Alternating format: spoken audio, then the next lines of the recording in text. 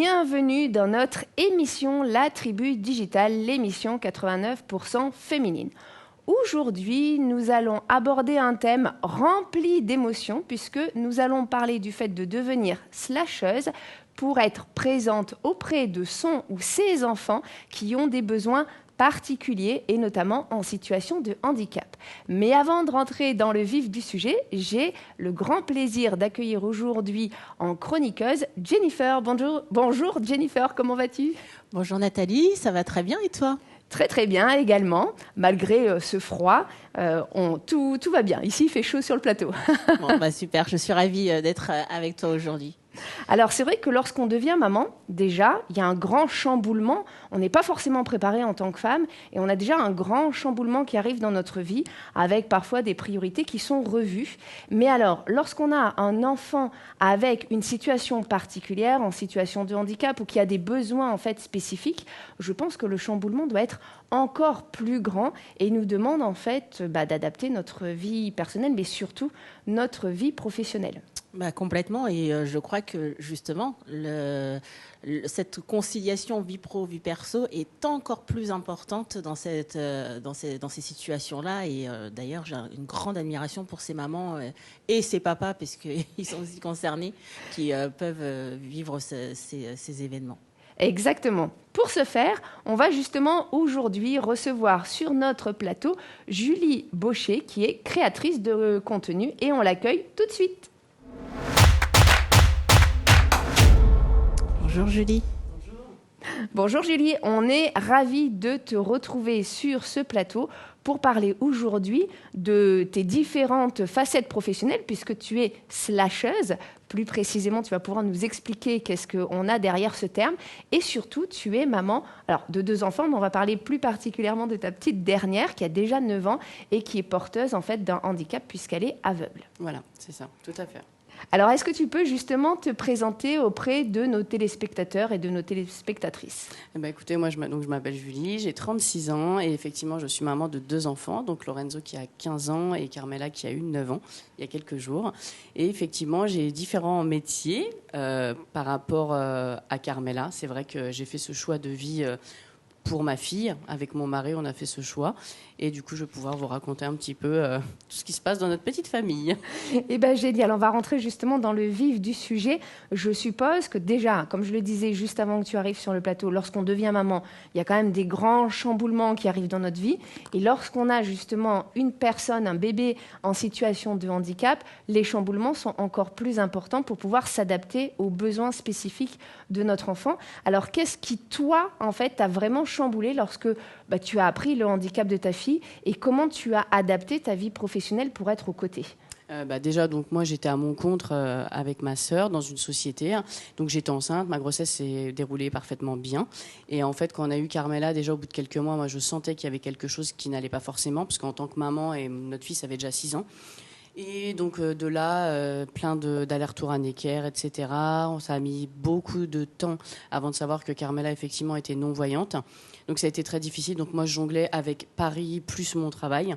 Et à un moment ça devenait plus possible. Et en fait quand on a appris que Carmela était non-voyante, il a fallu faire un choix. Parce qu'en fait on te dit que ton enfant est aveugle. On dit voilà hop. Mais en fait qu'est-ce qu'on fait ?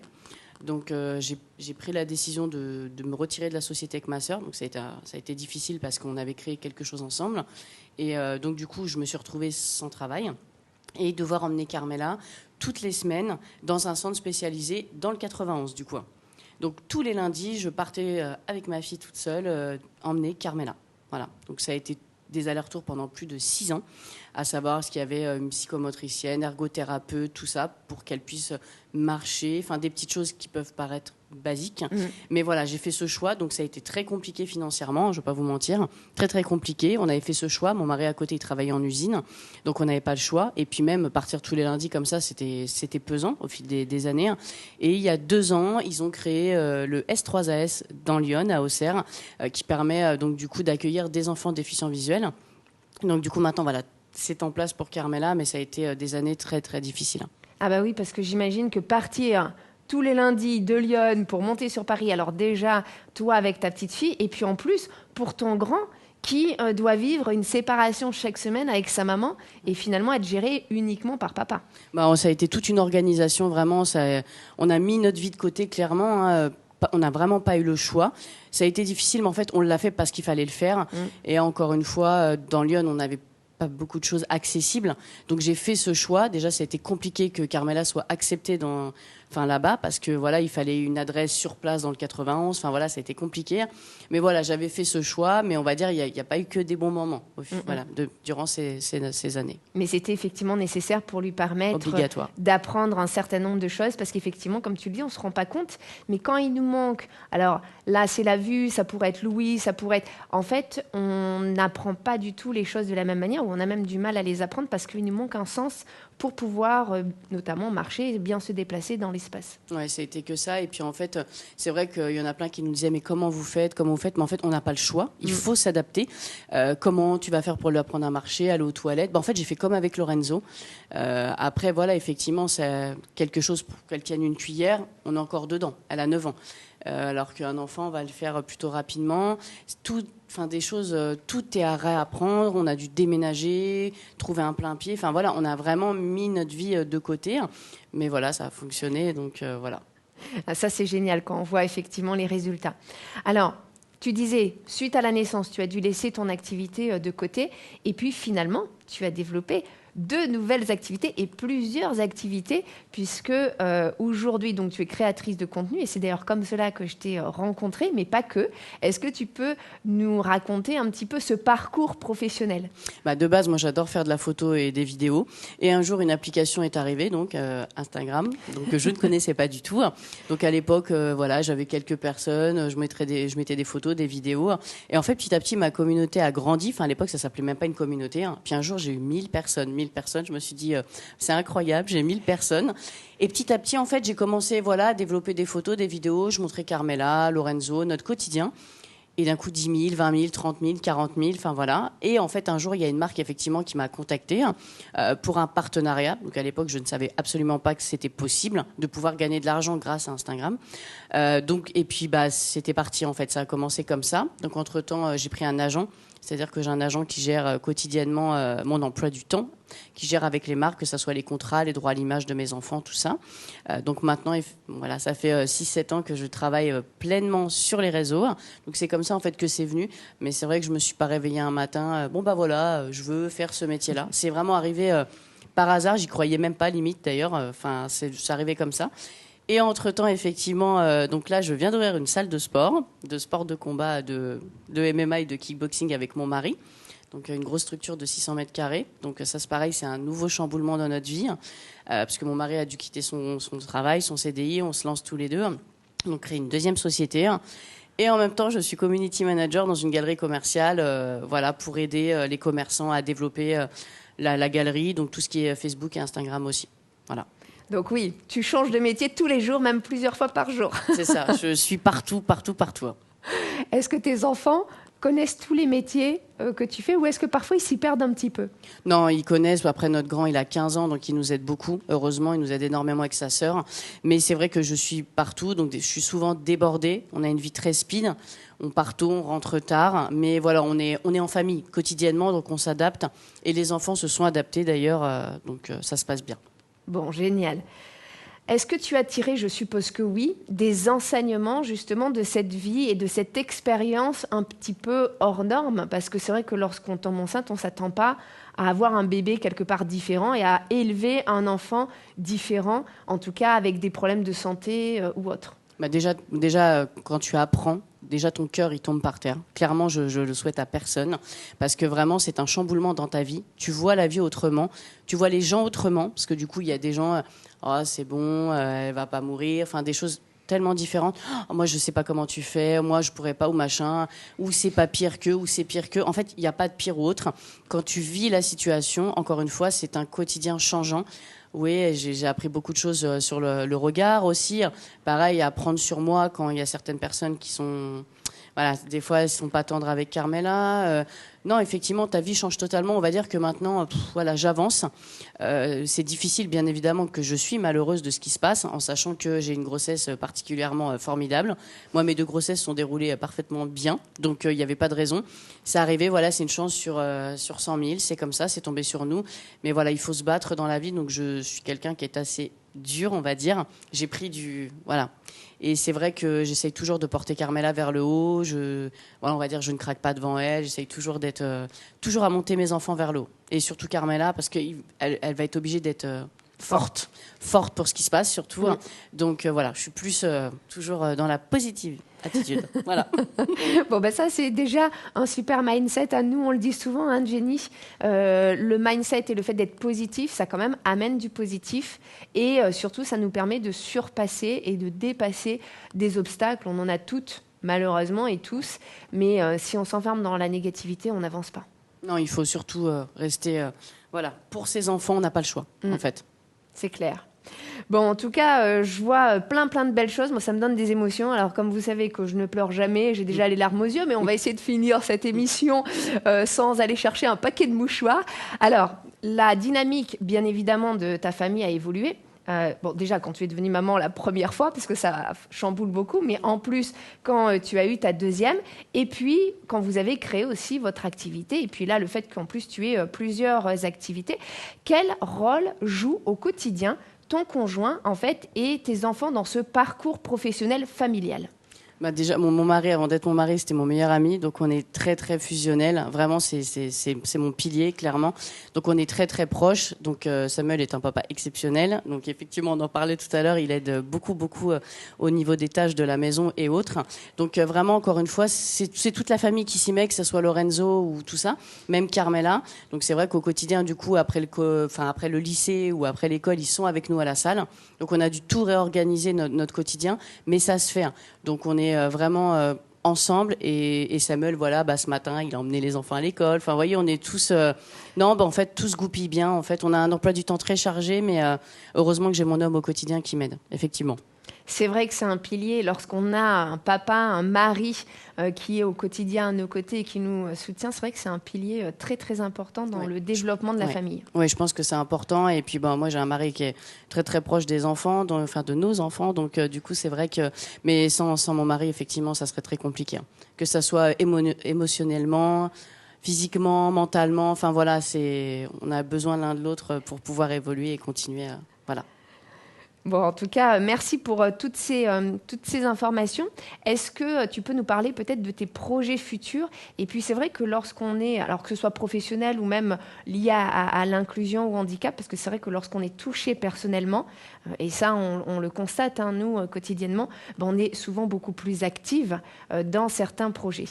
Nous, on voit la vie autrement, effectivement. Donc, ça faisait des années qu'on avait une association de kickboxing et ça faisait 3 ans qu'on pratiquait le handisport, donc avec différents handicaps. Donc, que ce soit nos enfants et nos adhérents sont habitués. Et en fait, avec la salle de sport, nous, ce qu'on souhaitait créer, donc de cet espace de 600 mètres carrés, ce n'est pas un business pour nous, c'était vraiment tout un projet. Donc, accueillir tout le monde chez nous. Tout le monde est la bienvenue, en sachant que cette semaine, nous allons accueillir des personnes en situation de handicap, mental ou autre. Et c'est important pour nous de développer ça, parce qu'effectivement, c'est pas que notre cœur est plus gros, mais on est plus sensible à certaines choses, on va pas se mentir. Quand ça nous arrive, ou c'est dans notre famille, on a une vision différente des choses, comme j'expliquais. Et nous, la salle, c'était avant tout de créer cet espace, et pour nos enfants qui soient épanouis, et pour les enfants des autres, et accueillir tout le monde. Voilà. Donc les projets, on va dire, c'est continuer comme ça, continuer sur Instagram, surtout à parler du quotidien avec notre fille. Il y a les bons, parfois il m'arrive de parler des mauvais moments, parce qu'il y en a beaucoup de mauvais moments. Malheureusement, Carmela a 9 ans, donc elle commence à se rendre compte de son handicap. Elle souffre énormément ces derniers temps. Pas forcément facile avec certains copains à l'école, surtout en ce moment. Donc effectivement, il faut rester fort et forte. Donc c'est ce qu'on fait. Donc voilà, continuer dans nos projets comme ça. Bon, génial. Quel message tu souhaiterais aujourd'hui partager peut-être aux téléspectateurs qui vont nous écouter et qui, eux aussi, peut-être doivent aider au quotidien ? Alors, ça peut être un enfant, ça peut être un parent qui a un souci particulier. de ne rien lâcher. Je sais que c'est difficile. On pleure tous, mais on est fort. Il faut rien lâcher. Enfin, pour moi, c'est vraiment important de rester là-dessus. Surtout, on voit bien avec le cœur. Ça, c'est très important pour moi. C'est ma phrase préférée. Et n'hésitez pas à se mettre à la place des autres, surtout, parce que voilà, c'est important. En ce moment, les gens ont peut-être un peu moins de cœur que d'habitude. Mais il faut savoir que quand on ouvre son cœur, après, il faut savoir donner pour recevoir. Donc, c'est important. Voilà, si je pourrais dire quelque chose. L'empathie est une très, très belle qualité. Exactement, exactement, tout à fait. Allez, est-ce que tu as pour finir, et puis ensuite on va passer à notre capsule du jour, pour finir, est-ce que tu peux nous partager peut-être une anecdote de ta vie quotidienne, un moment significatif en tant que maman slasheuse et aidante? Là, il n'y a pas longtemps, donc Carmela a signé un contrat avec les Lego. Parce que Lego a sorti une collection de Lego Braille et ils ont choisi Carmela pour être ambassadrice. Donc ça a été un moment en septembre, là, très fort en émotion. Donc déjà pour Carmela, psychologiquement, de pouvoir expliquer aux autres et aux enfants qu'une écriture existait différente. Donc du coup, elle a été le porte-parole. Donc ça a été vraiment quelque chose de... C'est beaucoup d'émotions. Et là, elle continue. Et du coup, c'est quelque chose qui nous a beaucoup touchés et beaucoup émus avec elle. Voilà, c'était important. Effectivement, c'est un superbe... beau projet. Ouais, un superbe projet. Voilà, la marque nous a vraiment écouté, a écouté les attentes, tout ce qu'on avait besoin. Donc vraiment, encore une fois, je souligne que Lego est une marque vraiment très inclusive et très... Vraiment, les équipes sont exceptionnelles. C'était pas voilà pour vendre quelque chose. Ils ont vraiment cherché à savoir, à développer, à analyser les choses. Enfin voilà, ils ont énormément écouté Carmela sur les attentes, etc. Donc voilà, ça c'est quelque chose qui m'a beaucoup touchée. Effectivement, parce que souvent on se dit les marques, elles sont là pour vendre et puis finalement, parfois elles font semblant un peu de s'intéresser à leur cible parce que d'un point de vue marketing, c'est quand même plus sympathique. Mais c'est vrai que les marques qui s'intéressent vraiment aux problématiques des cibles, finalement, il n'y en a pas tant que ça. Donc non, il n'y en a pas beaucoup. Ouais. Et puis je suis vraiment étonnée d'ailleurs d'entendre Lego parce que c'est une tellement grande marque qu'on se dit c'est pas du tout la typologie d'entreprise qui va s'arrêter sur une problématique. Généralement, c'est les petites entreprises familiales. Et là, vraiment, qui s'attardent sur un sujet qui est quand même important. C'est vraiment génial. Et j'espère qu'ils vont beaucoup communiquer là-dessus parce que, en plus... moi, je sais, j'ai pas d'enfants en situation de handicap, mais je sais que les Lego, c'est extraordinaire pour l'apprentissage des enfants. Alors, si en plus, ils se positionnent sur d'autres problématiques associées aux enfants, petits et plus grands, mais c'est complètement, c'est d'actualité et vraiment très bien. J'espère qu'ils vont oui. Et puis les Lego Braille s'adaptent avec les Lego normales, pour te dire. Donc vraiment, les enfants peuvent jouer tous ensemble. C'était vraiment le principe de cette boîte qui s'adapte aux autres Lego. Donc pour moi, c'était tellement important. Et elle a pu le présenter à un événement presse, que ce soit à des journalistes, parce qu'elle a parlé à des journalistes, et présenter à d'autres enfants. Donc pour elle, ça a été vraiment, elle s'est sentie enfin écoutée. Je ne sais pas comment vous expliquer, mais ça a été une journée remplie de bonheur pour Carmela. Et après, il y a des enfants qui sont moins intéressés forcément, mais il y en a d'autres qui étaient ah bon, c'est une écriture. Elle dit moi je lis comme ça en fait quoi. Donc ça a été tout un chamboulement. Donc vraiment, c'est un merveilleux projet. Ça a été un des plus beaux projets, on va dire, surtout pour ma fille quoi. Voilà, pour elle, c'était important. Pour son elle est mental, écoutée et puis en plus. C'est un partage qu'elle peut avoir avec des enfants. Enfin, elle n'est pas obligée de jouer qu'avec des enfants malvoyants. C'est un partage avec tous les enfants. Ça. Et en fait, les enfants, souvent... Enfin, moi, je l'ai vu aussi dans des situations. En réalité, alors quand ils sont plus grands, c'est différent. Mais quand ils sont petits, ils ne voient absolument pas la différence. Et là, de leur permettre de jouer tous ensemble, mais c'est vraiment génial. Ça me touche énormément, vraiment. Ah oui, c'était vraiment le but de Lego, c'est de permettre aux enfants de comprendre et de jouer ensemble. Et pour moi, c'était vraiment la phase d'accroche quand ils m'ont contacté. Déjà, je me suis dit, waouh, pareil au niveau du prix, très accessible. C'est dans les 60 €. Alors, pour Yana, ça peut paraître énorme, mais il faut savoir que tout est cher pour le handicap, vous le savez, tout est cher. Clairement, tout est compliqué. Une tablette Braille à Carmela, c'est 8 000 €. Donc c'est quelque chose qui m'a été prêté par l'académie, mais on doit faire des dossiers MDPH, tout ça, tout est cher. Des livres en braille, c'est cher. Enfin, voilà, que ça soit un fauteuil roulant, que ça soit, voilà, tout est compliqué. Et ça fait du bien que certaines grandes marques, entre parenthèses, commencent vraiment à s'intéresser à nos enfants extraordinaires, parce que moi je dis toujours que voilà, il n'y a pas de différence, nos enfants sont juste extraordinaires, parce qu'en fait on est tous différents dans la vie de toute façon. Mais ce qui est bien avec Carmela, c'est que pour Carmela, en fait, elle aime tout le monde. parce qu'elle ne peut pas voir.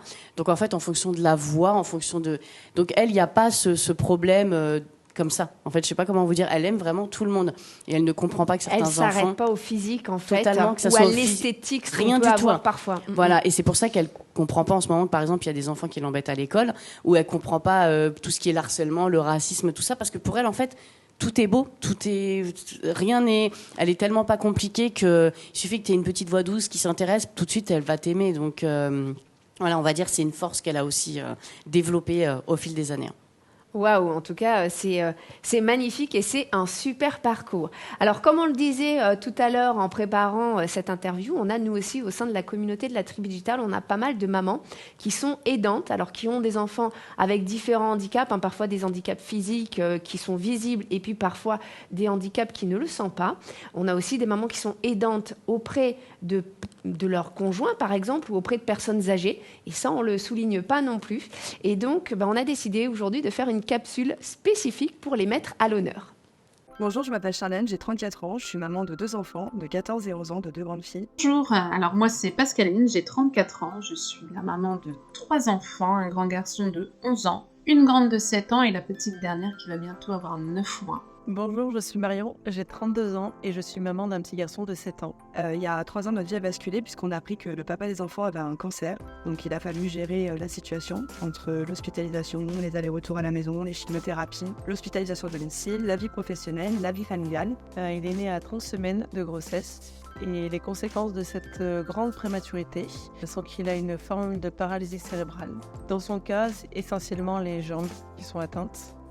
Ce qui veut dire qu'à 7 ans, ses fauteuils roulants manuels, il se déplace avec des cannes, donc avec aide technique. Puis je devais être présente pour mon grand garçon d'11 ans qui est porteur d'un trouble du spectre autistique et un trouble du déficit de l'attention. Quand j'ai mis au monde notre merveilleux petit Louis, j'étais responsable de magasin. J'adorais mon métier, sauf que très vite, je me suis sentie vraiment très fatiguée. Je ne savais plus où donner de la tête puisque les besoins d'un enfant en situation de handicap sont encore plus spéciaux qu'un enfant sans souci. J'ai eu la chance en fait, du coup, d'avoir déjà suivi une formation de professionnel qui me permettait de travailler de chez moi, ce qui m'a vraiment permis de pouvoir revoir toute mon organisation en m'adaptant professionnellement et personnellement, ce qui n'aurait pas été le cas dans un emploi dit classique. J'arrivais plus à jongler avec les rendez-vous médicaux et la rééducation, rendez-vous kiné. C'est très compliqué. Donc j'ai mis un terme à cette activité pour pouvoir me concentrer essentiellement sur la rééducation et l'évolution de mon enfant. Et donc il y a quelques années, j'ai fait le choix d'arrêter mes fonctions dans la petite enfance parce qu'il fallait tout simplement que je sois présente pour lui. On est passé par des moments qui sont très difficiles où au niveau de l'école, ça allait pas du tout. Où on m'appelait régulièrement pour me dire d'aller le chercher parce que tout simplement ils n'arrivaient pas à le gérer. Ils faisaient de nombreuses crises tout simplement parce qu'il était malheureux dans cette école, il ne le prenait pas correctement en charge. Et au fur et à mesure, il était pratiquement totalement déscolarisé. Ce qui a fait que j'ai dû arrêter mon travail. Sauf qu'au bout de 3 mois, les tâches quotidiennes de la maison, plus la rééducation et s'occuper de son enfant, eh bien, ça m'a vite turlupiné, si on peut dire. Très vite, je me suis mis à la recherche d'une solution pour pouvoir quand même avoir une vie aussi de femme professionnelle et de ne pas être que dans le monde du handicap et de la maison. Mais j'ai choisi du coup de travailler de la maison, de me reconvertir dans le monde du digital. Ce qui m'a permis d'organiser mes horaires entre les allers-retours et les hospitalisations, les enfants, les activités extrascolaires et mon travail, ce qui m'a permis de travailler sur des horaires qui m'étaient propres. Et ça me permet finalement de m'occuper du suivi de mon fils correctement, d'être présente pour lui. Voilà, s'il y a besoin, je suis présente. Je peux quitter ce que je suis en train de faire pour aller le chercher à l'école par exemple, ou pour l'emmener à ses rendez-vous. Et en tout cas pour son bien-être, mais je dirais même aussi pour mon bien-être. Je me suis lancée à mon compte et aujourd'hui, cela fait 3 ans et demi. Et vraiment, je ne regrette rien puisque je peux m'épanouir professionnellement. Et je peux m'occuper à 100%, 200% de mon fils, de sa rééducation. Voilà, pour qu'il puisse évoluer et lui donner toutes ses chances. C'est vraiment quelque chose d'important. Donc je suis heureuse aujourd'hui d'avoir pu trouver un métier qui me permette d'être présente pour lui, mais aussi pour mes 2 filles. Hein. Si jamais vous êtes dans ma situation avec un enfant qui a des besoins spécifiques, rassurez-vous, cela n'est pas une fatalité. Le seul conseil que je pourrais vous donner, déjà ne jamais perdre espoir, vous réadapter chaque jour, vivre au jour le jour, prendre le temps avec vos proches au maximum, tout en réussissant à continuer à vivre normalement le plus possible. Donc le conseil que je pourrais donner aux mamans ou même aux papas, c'est de pas rester seul, c'est de pas s'isoler et de penser que voilà, tout s'arrête, que tout est fini. Non, tout n'est pas fini. Je sais que c'est difficile, je suis passée par là. Il y a des solutions. Toujours des solutions, même quand on traverse de très mauvaises passes. Essayez de garder le plus possible une vie normale, malgré la situation. Profitez de vos proches et prenez soin les uns des autres. Mais surtout, ne vous oubliez pas. N'oubliez pas qu'il y a des solutions. Aussi, votre enfant se sente bien, il faut que vous vous sentiez bien. Et on n'est pas que des mamans, on n'est pas que des papas, on est aussi des hommes, on est aussi des femmes qui avons besoin de nous épanouir dans ce qu'on fait. Ne vous oubliez pas professionnellement, ni personnellement. Mieux vous vous sentirez et mieux votre enfant sera. Bon, donc voilà, ces quelques interviews. Qu'est-ce que tu en as pensé, Julie ? Eh ben, écoutez, en tout cas, des personnes très très fortes et fortes, parce qu'il faut avoir le mental, encore une fois, pour s'occuper, que ce soit de quelqu'un qu'on aime ou quelqu'un tout simplement. Il faut savoir aider les gens. Encore une fois, on en parlait. Je pense que c'est important. Et malheureusement, c'est des métiers ou des causes qui sont pas forcément assez mises en avant, je trouve, que ce soit pour les AESH, pour nos enfants, ou voilà, comme tu disais, les femmes qui s'occupent de leurs conjoints ou des personnes qu'elles connaissent ou autres, c'est leur métier. Et pour moi, je pense que c'est quelque chose qu'il faudrait vraiment plus mettre en avant. Encore une fois, on n'en parle pas assez. Hein. On n'en parle pas assez, c'est vrai, justement. Alors, on va finir avec la chronique du jour, les conseils. Jennifer, je te laisse la main.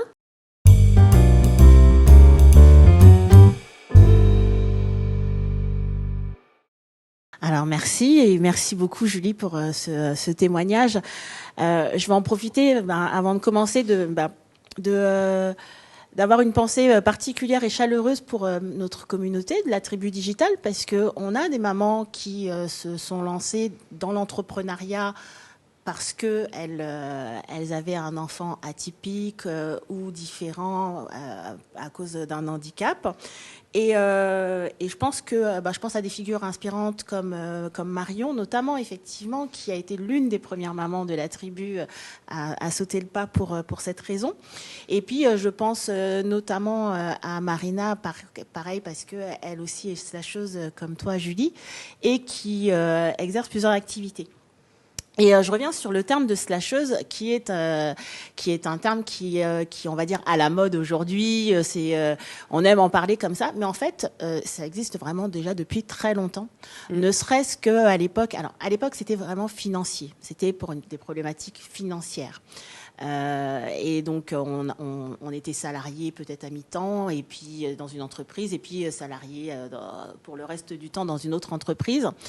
Et avec le temps et la modernité, parce qu'on cherche cette fameuse conciliation vie pro vie perso, ça a changé. Alors des personnes, donc je reviens à Marina, qui étaient salariées et se sont lancées en tant qu'indépendantes, donc pour avoir un métier entre guillemets alimentaire et un métier de cœur, un métier passion, et de se permettre de se donner cette possibilité-là de vivre de vivre, de payer ses factures, mais aussi d'avoir une passion. Et puis ensuite, oui, il y a la réalité des choses qui fait que, alors, quand on est déjà parent, on a besoin d'être présent pour ses enfants, mais quand on est parent d'un enfant différent ou atypique, on doit être encore plus là pour cet enfant. Et c'est là où je me dis que effectivement avoir un métier passion, c'est aussi important. Même si on a cette passion, je pense quand même quand on est maman de s'occuper de son enfant, mais on a aussi besoin aussi d'être épanoui par ce que l'on fait. Et donc il y a une très vieille non, en 2016, quelques années. À peine. étude de l'INSEE où justement qui évoquait qu'on était sur 2 millions de parents aidants, d'aidants, pardon, pas de parents aidants, d'aidants en fait. Et ce qui est énorme, des personnes qui justement ont revu leur façon de travailler ou leur métier ou carrément quitté un emploi parce que forcément il faut s'occuper de la personne que l'on doit aider. Et alors, je suis revenue sur le mot parents parce que oui, on a les parents et puis nous on côtoie beaucoup de mamans, donc effectivement, et je lui dis toi tu es maman, mais il y a aussi toutes ces personnes qui aident. Alors ça peut être un mari, ça peut être, comme on l'a vu, ça peut être des parents, parce que quand on a une personne qui a des besoins spécifiques, elle n'est pas forcément dans des instituts.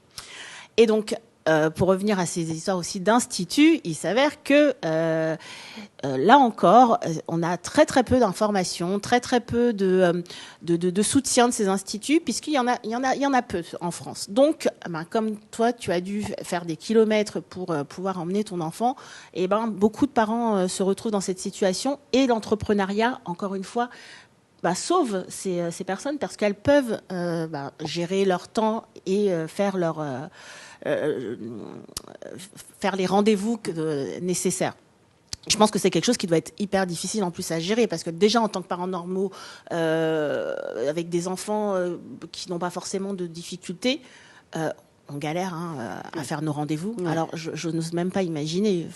C'est un manque d'information. Il y a beaucoup un manque d'information, c'est-à-dire qu'on te lâche totalement. Ouais. On te dit ton enfant a ce handicap, basta. Et moi je me rappelle quand Neckar nous a parlé de ça, nous a dit ça. Je dis mais attendez, on fait comment ? On fait quoi ? On n'habite pas sur place ? Oui tiens, vous prenez de la doc et puis vous. Je dis non mais en fait donc déjà on te dit quelque chose qui te change ta vie, qui te chamboule. T'es au bout du rouleau et en plus de ça. Ok, mais je vais où ? J'appelle qui ? Je fais quoi ? Comment ça se passe ? Et là, tout de suite, tu te dis, mais comment faire ? Et il y a un manque d'information, mais total. Et c'est pour ça que la plupart des parents ou des aidants sont paumés. Tu appelles des instituts, t'attends 20 minutes pour avoir quelqu'un et qui te dit à par A plus B que ceci, cela. Donc c'est vraiment pas quelqu'un humain, on va dire, qui peut t'expliquer face à face. Voilà, écoute, là, ça va être dur, il y a ça. Je pense que c'est vraiment ça qu'il faudrait aussi développer. Et c'est ce qu'on n'a pas en France. Il y a un gros souci là-dessus, quoi. Allez, on n'en parle plus, quoi. Ouais, c'est le fait d'être dans l'inconnu, c'est-à-dire qu'on se dit, ok, on va pas avoir un chemin entre guillemets habituel, donc je vais passer par des chemins de traverse, mais qu'est-ce que je dois faire ? Quel est le chemin que je dois prendre ? Comment je dois agir ? C'est ça. Il n'y a aucune information et on vous laisse vous débrouiller. Ah oui, puis il suffit que tu n'habites pas dans une grande ville, il n'y a rien. Moi, quand je me rappelle, j'avais dit à la dame, attendez, mais moi, j'habite pas à Paris. Bah oui, mais pour te dire, on s'était même dit, on va déménager. On avait pris la décision avec mon mari de se dire, on va déménager, on va aller sur Paris ou dans le 91, parce que comment on va faire ? Et c'est là qu'on s'est dit, attends, on va réfléchir à la situation, Mais vraiment, mais j'en ai parlé avec plein de mamans ou de papas, on est tous dans le même panier, en fait, quoi. Et c'est vrai que c'est pesant. Cette situation est très difficile. Et plus ton enfant grandit, plus il y en a qui vont dire, c'est bon, ça y est, elle a fait ça. Bon, non, il y a encore d'autres choses qui arrivent, d'autres démarches à faire, c'est comme tout ce qui est dossier MDPH. La première fois que je l'ai fait, je me suis dit, mais qu'est-ce que c'est un dossier MDPH ? Non, mais c'est bête. Ah mais oui, alors administrativement, on sait que c'est très, très simple. Non, mais vraiment, ça a été, ouais. Ils nous demandaient, mais des tonnes de... Je ne savais pas comment commencer, quoi faire. Enfin, vraiment, t'es complètement perdu.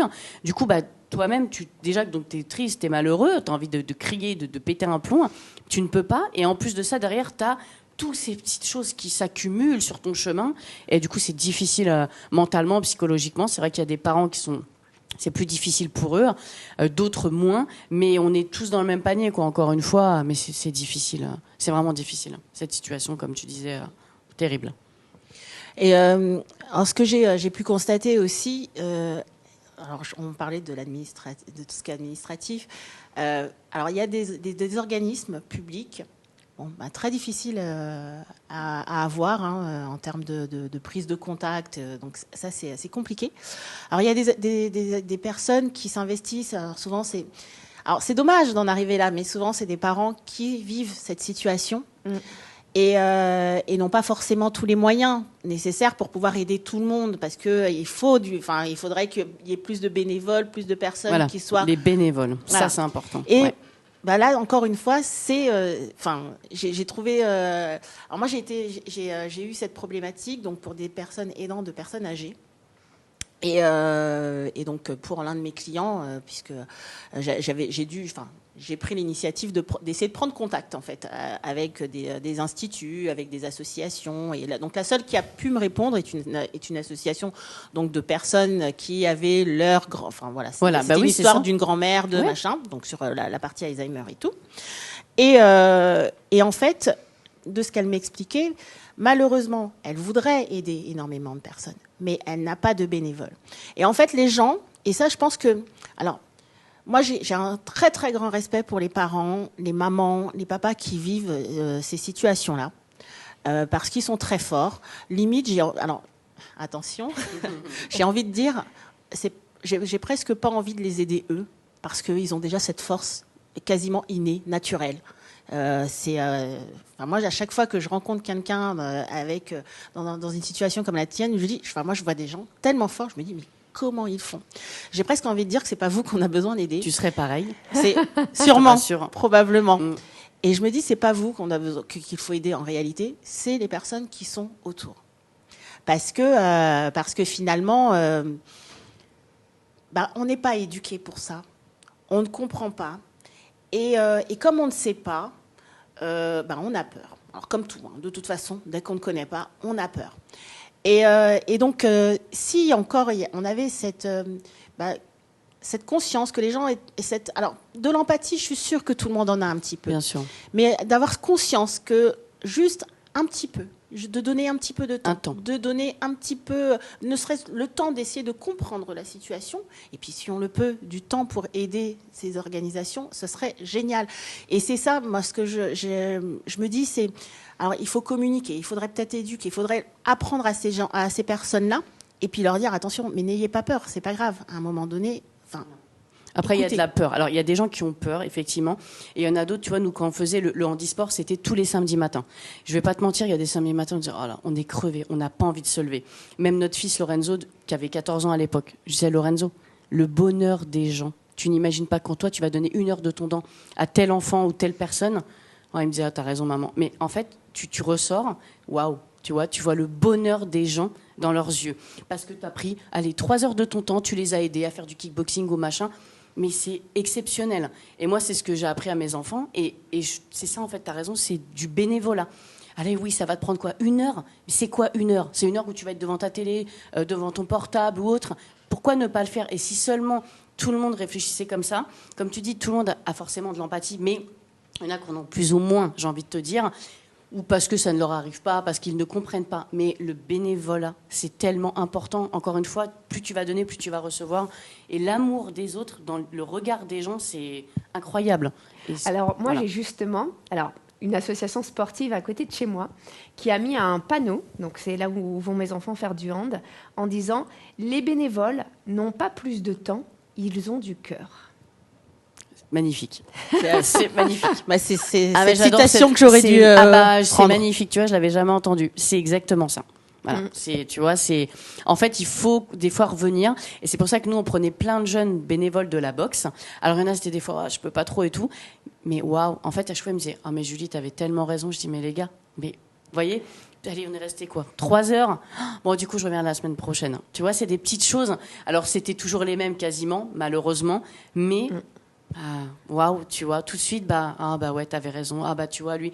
Puis après, tu crées des affinités, tu crées des liens, tu te rajoutes sur les réseaux, tu papotes. Tiens, t'as vu elle, t'as vu lui.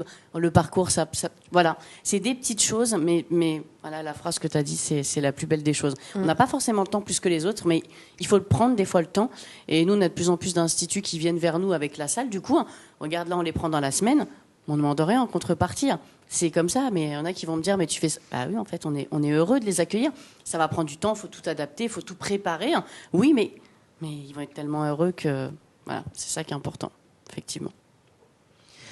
Et donc, pour finir, je dirais qu'on devrait éduquer nos enfants dès le plus jeune âge. Parce que, comme je disais, moi j'ai dans ma famille, on a une petite cousine, donc la fille de ma cousine qui est trisomique.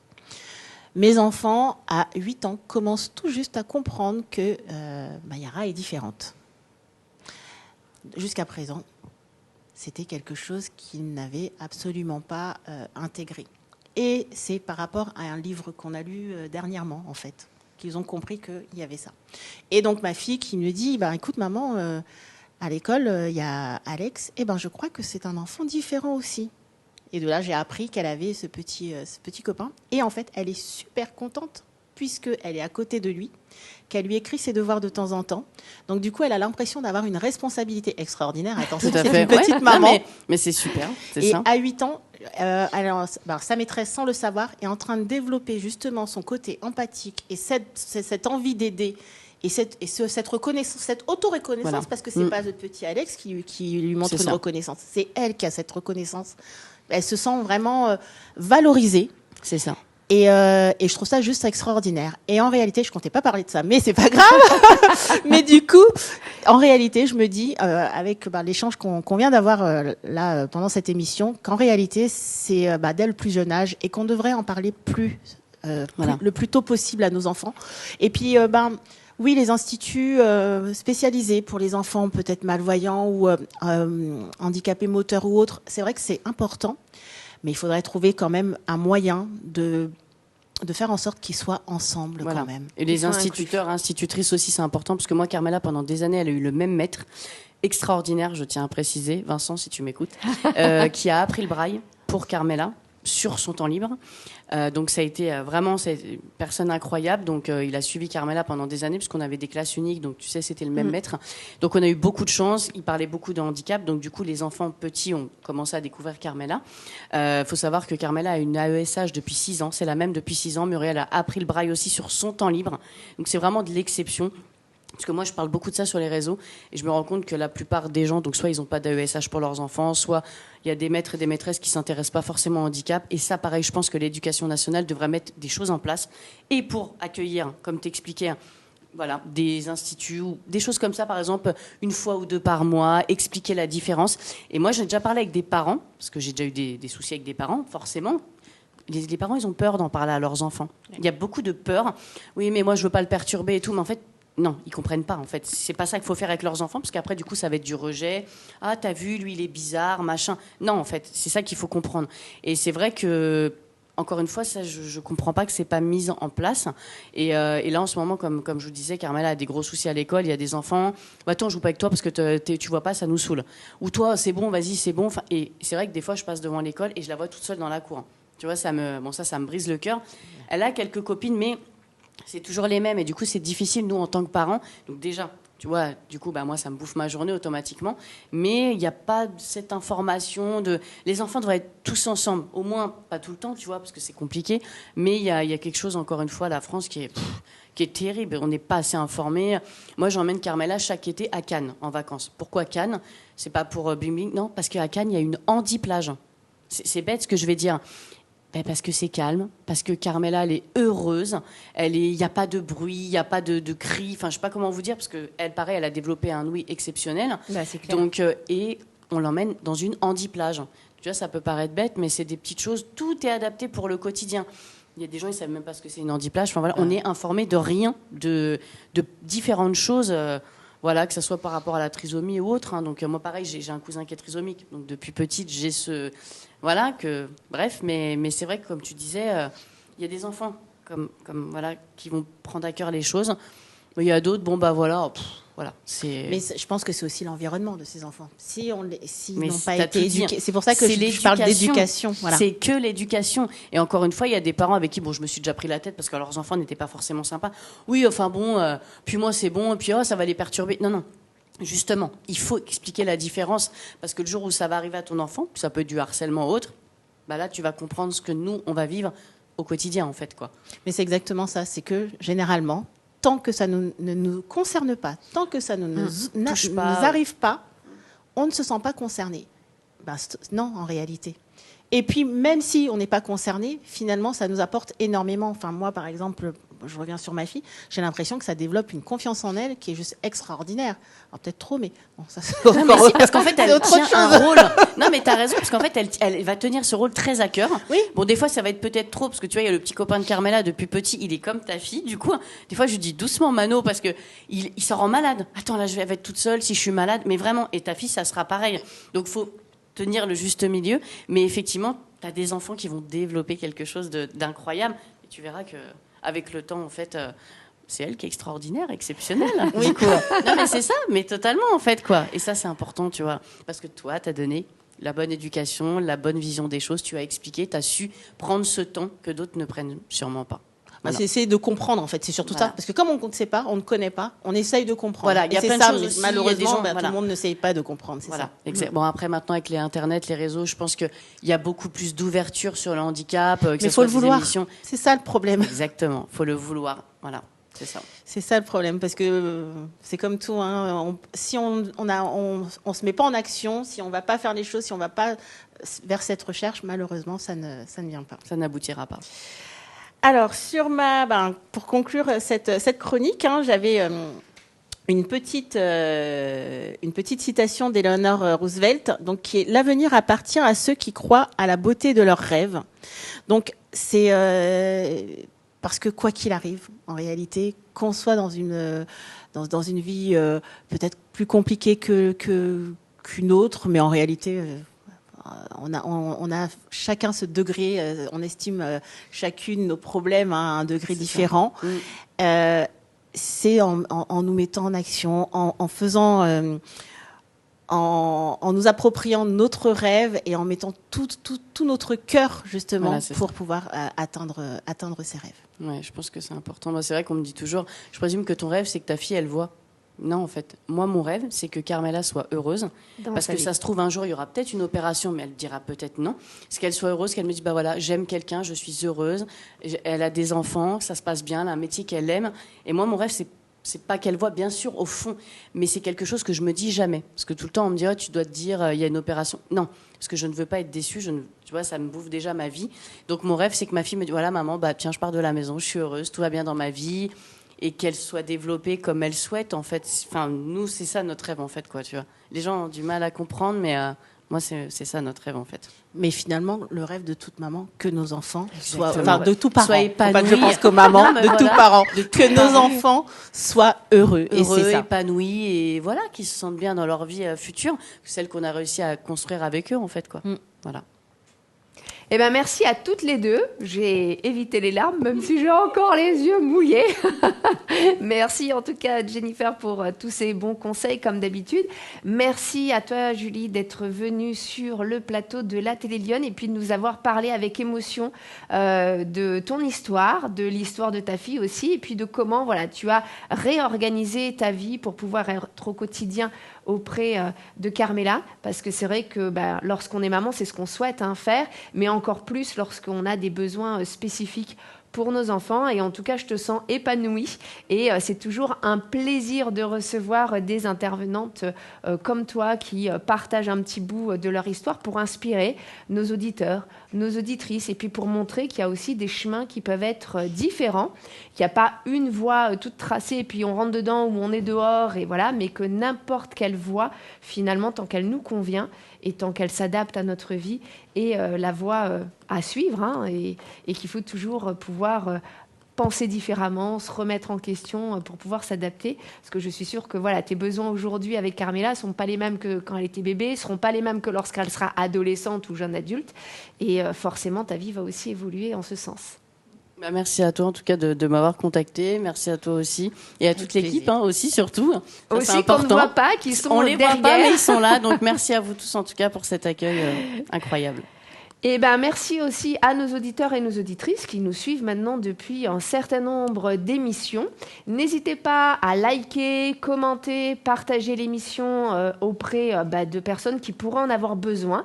Si vous avez des questions sur cette thématique particulière ou si vous-même vous êtes touché, ne savez pas justement auprès de qui vous tournez, n'hésitez pas à nous envoyer un mail à émission@la-tribu-digital.fr. On sera ravis de soit pouvoir vous mettre en contact avec Julie, soit avec certaines mamans de notre communauté. Et si vous souhaitez peut-être qu'un sujet soit traité prochainement, n'hésitez pas non plus à nous contacter. Je vous souhaite à chacune et à chacun une très belle journée, après-midi, soirée, où que vous soyez, prenez soin de vous. Et puis on se retrouve le mois prochain avec une nouvelle émission et une nouvelle invitée. À très vite.